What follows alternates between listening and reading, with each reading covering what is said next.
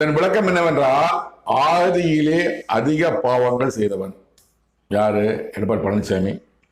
என் வார்த்தையெல்லாம் திரும்ப சொல்றேன். அதிகமா தொண்டர்களே, அமைச்சர்களே, மாவட்ட செயலர்களே, என் மாதிரி கோப்படாதீங்க.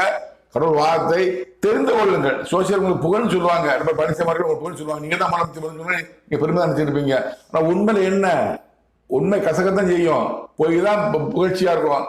உண்மை கடவுள் சொன்ன வார்த்தை சொல்றேன், தெரிந்து கொள்ளுங்கள்.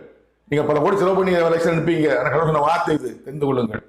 இதனால் 2021 எலெக்ஷன் முன்னாடி ஒரு சொல்லணும்னு பார்த்தேன். நான் முன்னாள் முதலமைச்சர் எடப்பாடி பழனிசாமி அவர்களே உங்களுக்கு தான் பேசுறேன். நான் 2021 எலெக்ஷன் முன்பாவே 2019 உங்களை பற்றி கடவுள் கூறினார். அதை குறித்து முன்னாடி சொல்லலாம்னு நினைச்சேன். ஒரு பெரிய ஐஎஸ் அதிகாரியை பார்த்து என் நண்பர் ஒரு இருந்தாரு.